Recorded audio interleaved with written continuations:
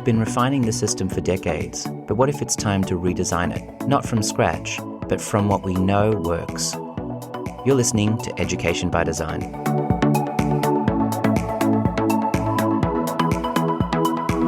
I'm your host, Phil Evans.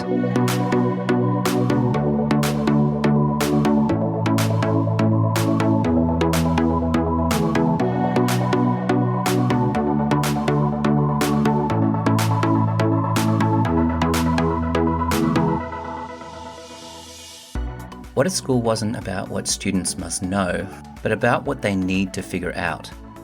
What if education didn't start with standards and end with grades, but began with a problem worth solving? Or more, a challenge? In this two-part series, we're exploring a fundamental shift, one that moves us away from compliance and into complexity, from content coverage to challenge-based learning. In this model, learning is not abstract or siloed, it's connected, it's collaborative, and it's creative. It invites students to grapple with the real problems of our time and to see themselves as capable of making an impact. These models are not theoretical, they're happening now. At the Irving and Young Center in Los Angeles and Atlanta, both have school students work alongside entrepreneurs, engineers, artists, businesses to solve real-world challenges. The structure is not a departure from academic rigor, it's an evolution of it. Rather than just meeting standards, they're designing solutions. And yet, here's the tension. Many schools are still structured to meet mandates that are miles away from the world students will inherit. Teachers who want to innovate are often caught between contradictory demands, teach the test, and prepare students for life. The two are not always the same. This is where transformation meets resistance. Dr. Jared DuPree understands this deeply. He studied mathematics at both the undergraduate and graduate levels and began his career as a classroom teacher. He held senior roles in curriculum and instruction across Los Angeles Unified School District and now leads national expansion of the Irving and Young Center. And through all of this, his passion has remained steadfast, creating the conditions where students and teachers can do meaningful, relevant, future-facing work.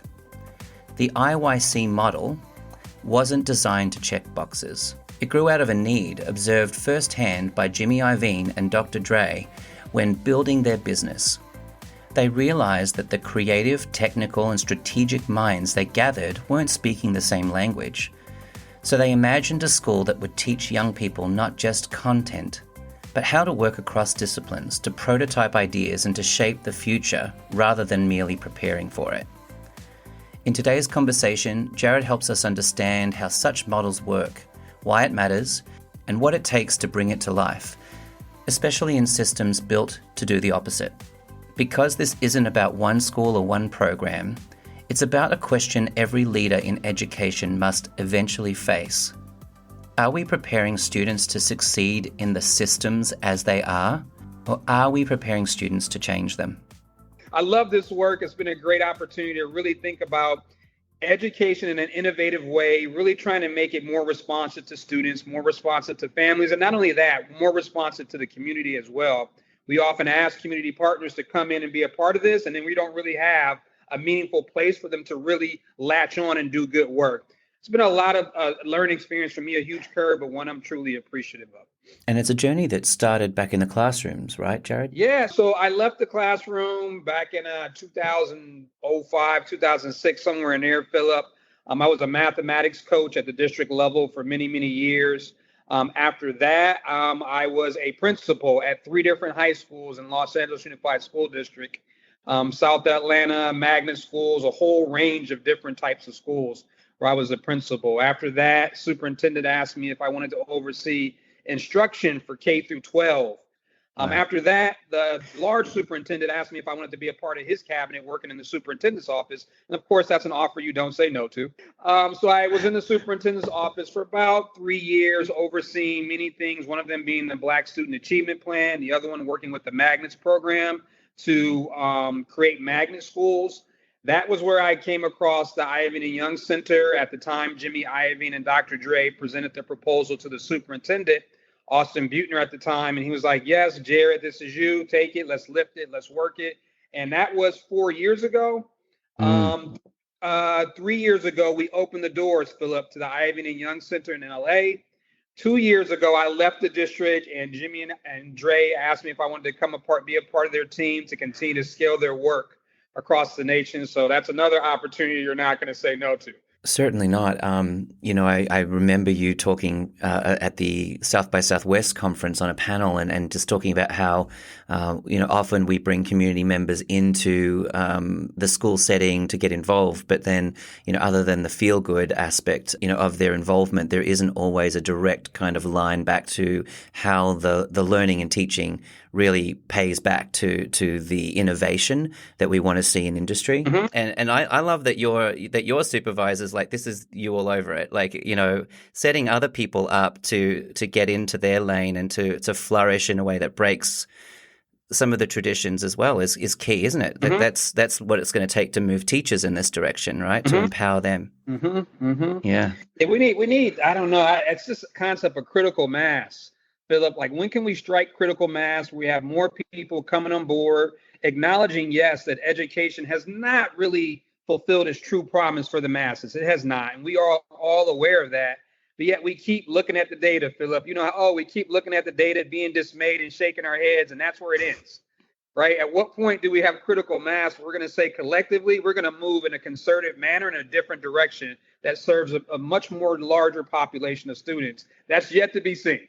Right. And I think it's a practice. I think it's a mind shift because, we've tried reinventing the wheel with new curriculum, and often the new curriculum is purchased. There's not enough time for teachers to engage in it. Right. And to learn it and to, innovate with it. It's sort of, there's no professional learning. There's no community. Often the assessments are not tied to the curriculum. So then we don't get any data back. Mm-hmm. And then teachers are sort of disenfranchised going, well, what's the point in investing? They're going to change it in 3 years anyway. Right. What you just described, Philip, is the educational cycle that we are just Groundhog Day. Right. Groundhog. Kids are still not achieving. Let's change the curriculum again. Right, because that's the fix. Yeah. The curriculum, it should be the students. The curriculum is the students. The curriculum should be the world that we're looking at, contemporary times, right? Combining those two, your curriculum needs to be responsive. It needs to pivot. It needs to be flexible. It needs to be nimble, and it hasn't been. Our curriculum here in America, specifically LA, has probably much been the way it has been for the last 50, 60 years.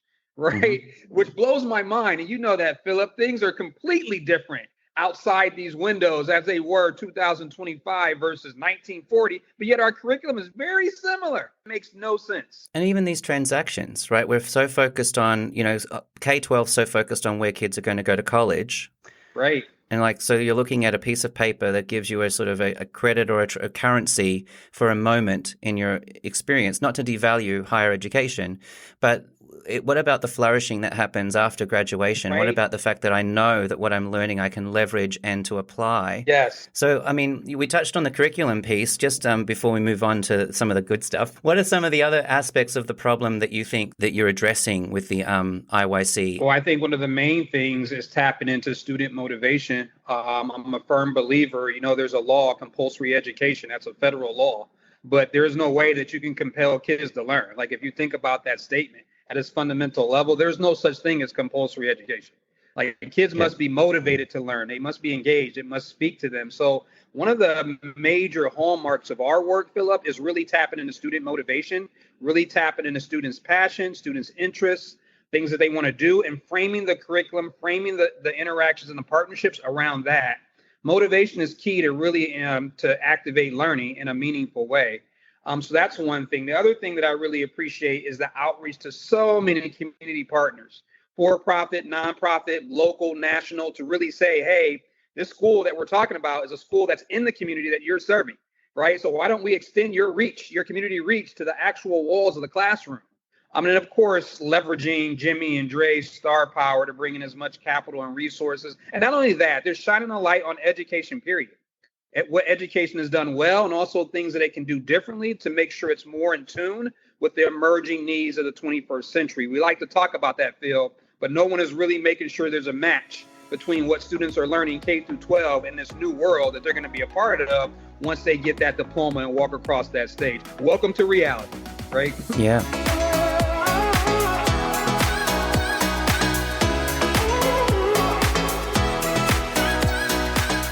So I think it's incredible that two of the world's most innovative music producers would get involved in education. Can you tell us a little bit about how that all came to be? Yeah, and this is, I mean, I appreciate many things about Jimmy and Dre. Like, they didn't have to. Like, they are comfortable. They could be fine with the rest of their lives, but they see that there is a need. The major motivation was when they were trying to create beats, right? And they went to different sectors, different industry partners, and said, hey, we need all these people to come together to help us brainstorm, to be creative, to innovate, to think about this new tool. And everyone came and everyone was excited and ready to work, Philip, but everyone was not speaking the same language. So the Ivan and Young Academy at the University of Southern California was born out of the need to really think about a more integrated way for the different silo professions to learn about each other and to speak to each other. When IYA was created back in 2010, I want to say, so that was the premise for that creation. And then over the last 13 years, the school has been really successful, proof of concept, many graduates coming out, not just being entrepreneurs, but also being able to find their niche, their place, and what they want to do. Now, Jimmy and Dre said, hey, there's success here at the university level.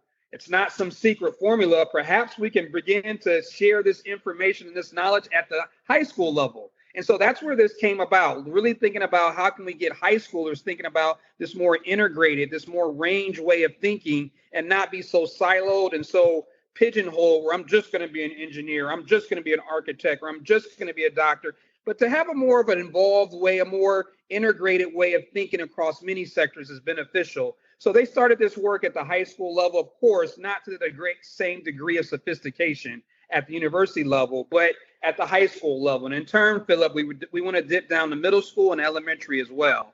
It's just a way of thinking, about life from a professional standpoint, and not waiting until you become a professional to think about professional skills that are coveted. Now, Jared, that's key because, so many academically prepared students still have to wait until they get into the workforce to discover those skills they truly need. Right. And it's a transdisciplinary and interdisciplinary world that we're living in. Yes. And I just don't think that educational systems have evolved that way. Right. We're in a funky space right now. You know that. Like all these new jobs are popping off, all these new ways of thinking, right? All these paradigm shifts, but yet we really aren't preparing students to be a part of that agile, pivotal way of thinking that's super fluid, that changes every month. Like you have to be nimble, like you have to think in a creative way. You have to be innovative to stay on deck with the way things are moving right now here in America and across the world. And now we're all very interested in how AI is going to shape education. Yes. And potentially replace the type of teaching and learning that the traditional schooling has continued to sort of stay grounded in. Yes. You guys have designed some innovation standards, haven't you, or some criterion? Yeah, the innovation framework. So a lot of districts have teaching and learning framework that outline standards around pedagogy, curriculum design, culture, professional expectations.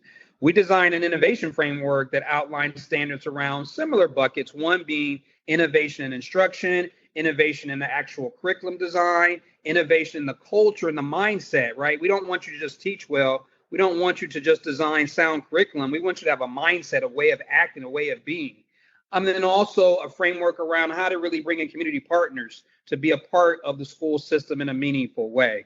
It's still, in fact, we think about the design thinking cycle and the innovation cycle. So our framework itself, Philip, is still a prototype itself. So it's still being refined and still being improved. But that's basically the core of our framework, those four elements. What are you telling me, that you're actually applying the innovation design cycle to learn what to do in education? What? Right. Through multiple iterations. Who would think that would be? And you're empathizing? Right. Who would think? Groundbreaking stuff in education.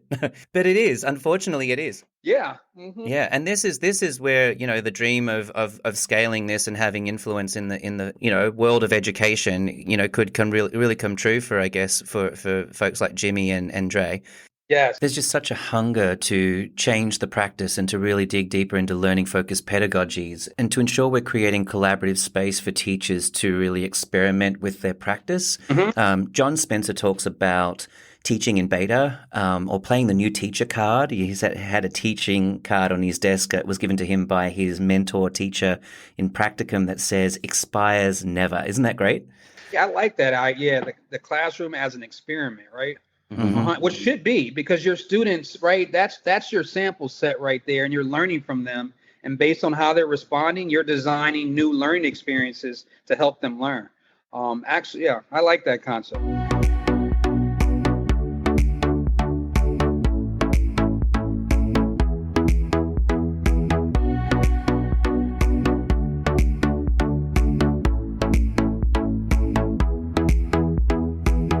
So what I understand about what you're doing is it's not project-based learning, it's not problem-based learning, it's challenge-based learning.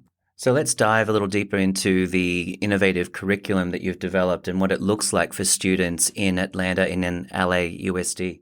So we started in LA. Atlanta just finished its first year this year. Next year, fall 25, Miami will open its doors. Inglewood, right close to Los Angeles, will open. And we also have a couple schools that will be a part of our cohort 3. But the primary premise, there are several pillars of our curriculum across all 4 different cities and 4 different sites, is the challenge-based learning framework, where we bring in a partner and we say, hey, you are grappling with this real problem that your team is grappling on and dealing with. Allow our students an opportunity to take a look at your actual problem, not one that's synthetic, not one that you just created for an experiment, an actual problem that your team is grappling with. So we design that. Once we have that, though, Philip, the true work is really trying to integrate, and I'm going to use this word, we're going to try to integrate these archaic standards. And I'm going to say that these archaic standards that exist in most public school districts, we integrate that into the CBL experience. Not only that, we have our challenge-based learning prompt and activity extend across multiple classrooms, multiple disciplines. So it does not just end in English, Philip. Mm-hmm. Science, it doesn't end in history, it doesn't end in math. Students see it throughout their day for the balance of the unit. So they think that's where they're starting to train their minds to think about it from different perspectives, from different disciplines. Right. From different disciplines, different perspectives. The CBL prompt itself is common, but now we're going to look at it through the lens of social studies, or we're going to look at it through the lens of English. Another piece is helping students to understand the design thinking cycle, which you and I just talked about jokingly. You know, the iterations when you are coming up with a CBL prompt and a problem and developing some type of idea through iteration, or actually, no, not iteration, ideation first. Like you ideate, just free-flowing brainstorming. From there, you build your prototype, and then from there, you give iterative feedback to continue to refine your prototype. That design thinking cycle, understanding technology, we teach students the skills and tools of how to use technology. But not only that, Philip, it's more than just how to use technology. It's also how to generate new technology. Yeah. We want our students to be the passive users of technology that others have created. That's cool. We also want you to put yourself on the other end of that and see yourself as the innovator, see yourself as the generator of the technology and not just the user. That's the entrepreneurship aspect of it. Right. Right. That and an entrepreneur aspect, the business. How do we know that your business plan is viable? How do we know it's sustainable? How do we know that it's going to speak to the audience that you're serving? Did you do any type of empathy outreach to determine if you're walking down the right road for this particular user set?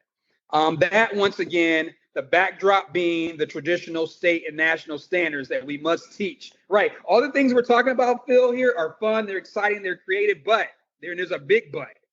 We can't move away from state standards in public education. So we must find a way to teach them through this vehicle of a more authentic way to understand schooling and the place for which schooling is supposed to prepare students for the real world. Yes, see, but this is where I feel like collaborative innovation gets stuck because we need to really reimagine the system. I think that if we're integrating the standards, because the standards are there for a reason, how are we also able to kind of, demonstrate that the skills are being developed and sort of maybe rather than trying to serve multiple different sets of standards or requirements, could we focus on the approach that is actually raising the expectations and the outcomes for students? Yep. Because what students experience and what they produce as a result of a challenge-based curriculum is really outstanding. What are some of the things that students are producing as a result of the opportunities the IYC is presenting to them in their learning? Have any of the students been able to scale what they've produced for the community partners? Yes, I'm smiling at your questions because I love them. So right. So not yet. We have one potentially though in Atlanta. A student was exploring some type of solution to some type of agriculture ground water device. And, here in Atlanta, agriculture, here across Georgia, Atlanta's agriculture is huge. This particular student developed some type of cold device that was able to bring in more water. I don't want to misspeak for whatever the project was, but it was some type of cold device. Anyway, we have several companies that are interested in that idea. So this brings us to a new point. Like, what do we do now? Like, because Philip, we didn't really think about, hey, what happens if a student has a groundbreaking idea? They have to patent it, right? Right. And so our primary motivation was helping students connect their classroom standards to the— Now you're launching them into careers. Right. So we're like, wait a minute. Like, what do we do? And we don't want to stop that, but we also want to make sure that we're honoring the student and also honoring the company, because we talked about, Philip, they come to us for reciprocity and what can they get, and what they can get are great ideas. Right now, if a student is saying, hey, I have this great idea that can be patented, then we're not giving that to company X. Right. Mm-hmm. And so to answer your question, no, but we are knocking on the door of that. Right. We're knocking on the door of companies and other organizations, and also people, venture capitalists who want to invest, right, seeing some of these ideas and want to lift them and take them to light, which also shows us the more work we need to do to highlight the student projects, to highlight their solutions, not just to capture it in some capstone project where the company gets to see it, but also just amplifying it nationally. We need to do a better job of that. So to answer your question, once again, current answer is no. But if you ask me that in a month, that answer I'm going to say is could be yes. Right. It's going to be a yes. But we need to be careful about how we package that and the road we walk on that.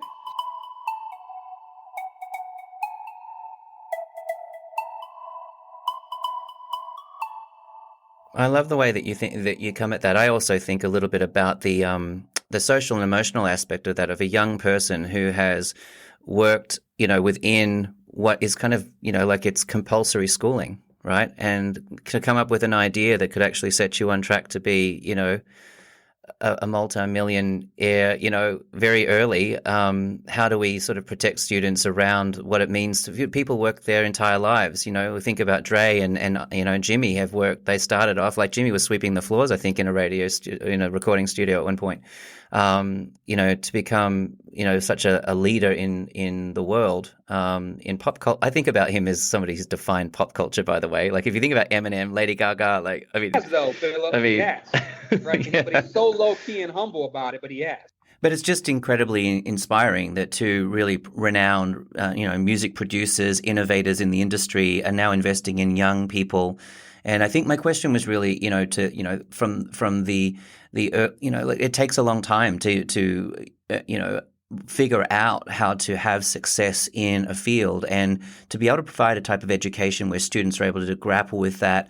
We're leaving school out of the gate with just more insight into what we could potentially do.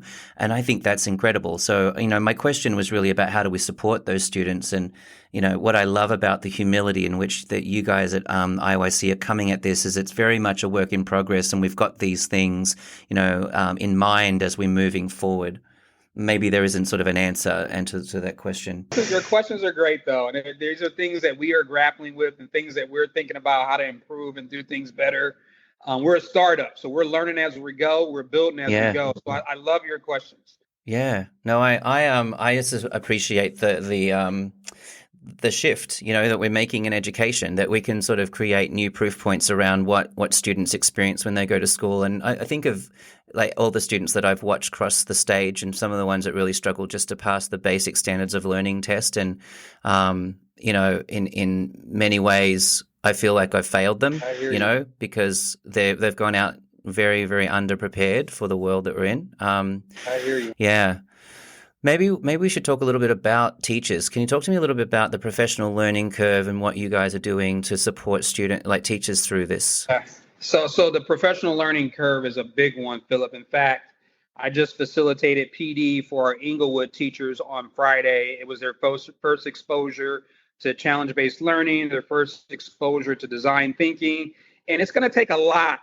What I had to do was I had to come off of the PD that I had planned for them, Philip, because this is a shock to their system, Philip. This is not the way that they've been teaching for years and decades. This is not the way that they went to their teacher education program and said, hey, build out these units with all these standards, with these different syntax. This is not it. And it's not how they were taught in school. Right, right. And it's not how they were taught in school. It's not what their administrators are telling them is valuable. It's It's not not what with the standards. everything goes back to the standards. So it's been a challenge really helping them understand that, hey, you can help students make progress towards these standards in a different way than what you're currently doing. Like direct instruction is the default mode of teaching for most teachers. They feel that you must model, and think about this, Phil. They think that you must model things before students can do.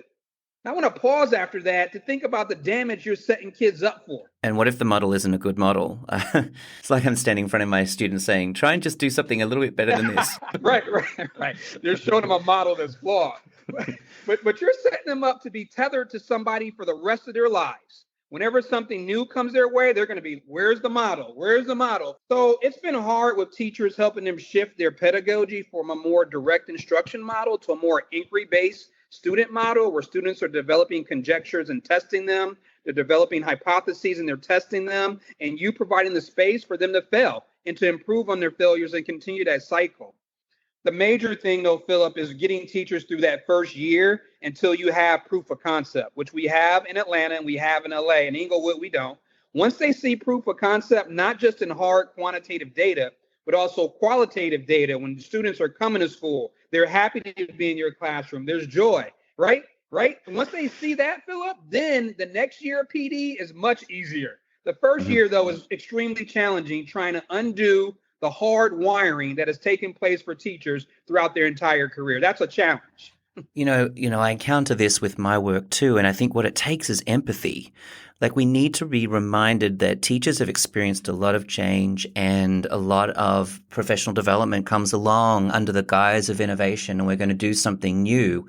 And yet, we then leave the teachers to their own devices. Oh, this is the other piece, and you touched upon it briefly, Philip. Right now, I think one of the major pitfalls in education around professional development for teachers is they come to the PD and things are handed to them. Mm-hmm. Right? Here are some tools, right? Here are some strategies. Here's some curriculum. Go use it. We'll talk to you about it, but go use it. Like there is no true value there, right? I think one of the great things we're doing is we bring teachers in on the ground to build the curriculum with us. You are building it. Oftentimes teachers will say, well, let me have Atlanta's curriculum. Let me have LA's curriculum. My answer is no, right? I'll show you that and we'll look at it on this PowerPoint and I'll walk through the elements, but I'm not handing you this. And this is why. Like they have to be a part of the construction of it in order to value it, in order to know the hard work it took to put that up so that they use it in a meaningful way when Jared walks away or when Philip walks away or when the principal walks away, because they value it, right? That's been a shortcoming in education for decades. Us giving teachers things and then wondering why they didn't implement it with fidelity. Okay, why do you think they didn't? There are many reasons. One, they don't value it. They're not going to tell you that, but they don't. They didn't create it, and that's the issue, right? There's no ownership. Fairly, this is the problem I see with purchased curriculum and these sort of holding teachers' feet to the fire on a scope and sequence about what they're teaching on any given day. It's not natural. It's not student-centered. It's not teaching. It's not learning-centered. What you and I are talking about is the value in co-creation. It's like taking a framework, taking, the principles, taking the criterion and building something of it and having time to do that and coming back in collaborative teams to be able to refine that and to work together on that. That's the type of education system that truly works. And I also think it's an education system that is able to help students to see themselves and their learning and actually bring themselves to their learning in terms of who they are, their identity, what they're passionate about. The IYC curriculum is definitely engaging all of those sorts of things. It's central, right, to the design. So I'm going to say it's key. Everything is key in terms of students' beliefs, their interests, their passions, their cultures. And oftentimes there's a misunderstanding about the word culture, like it has this bad connotation. Does not mean it is connected to some ethnicity. In times it is, but culture is not always, synonymous with ethnicity. So understanding that they don't have to shed their culture. They don't have to shed their beliefs. They don't have to shed the things that they are enthusiastic about because they came to school today. Like, think about that. Like, they can bring that stuff to the classroom with them and use it as levers to help them learn. So the key thing is they understand purpose.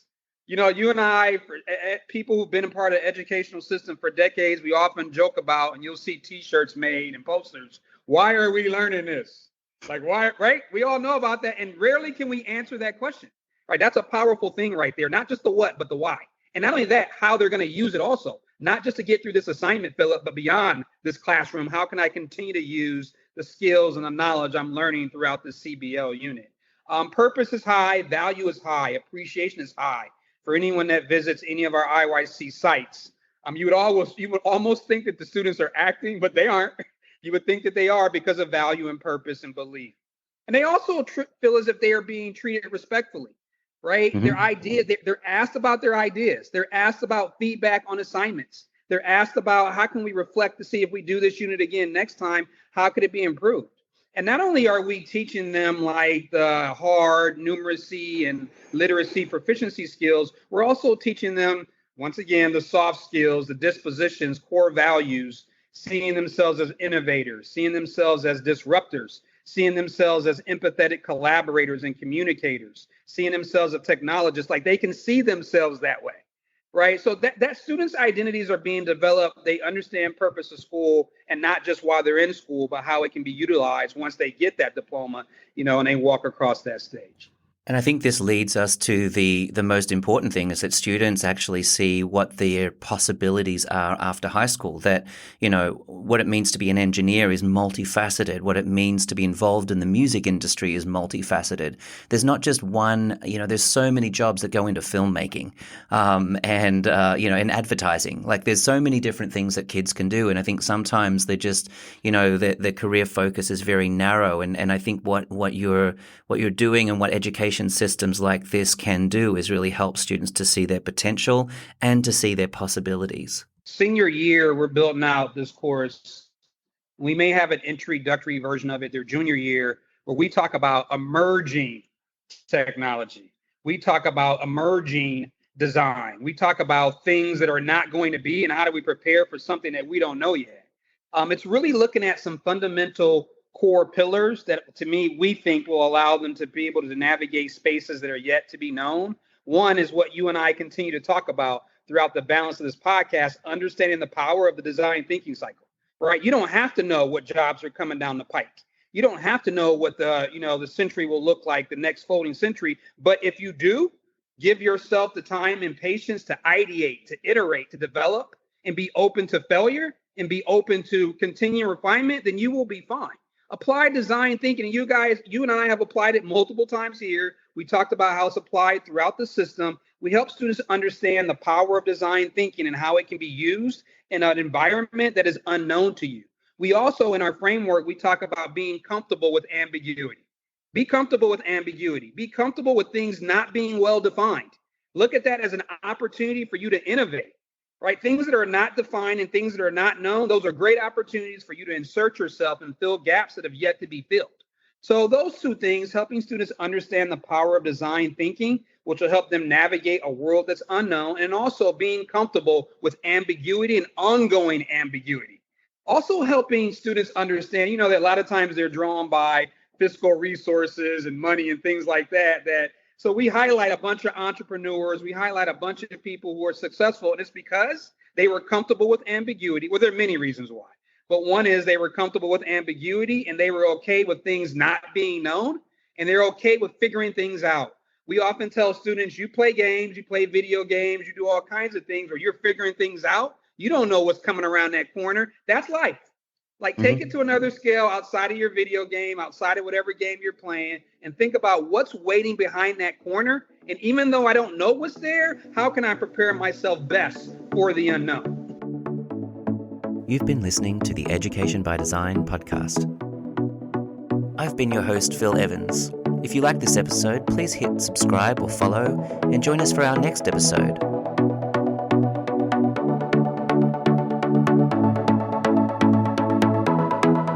And until next time, stay curious.